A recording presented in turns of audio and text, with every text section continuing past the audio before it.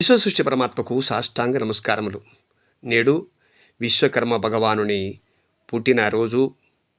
ఈరోజే మన ప్రియతమ నాయకుడు ప్రధానమంత్రి గౌరవ శ్రీ శ్రీ నరేంద్ర మోడీ గారు జన్మదిన శుభాకాంక్షలు.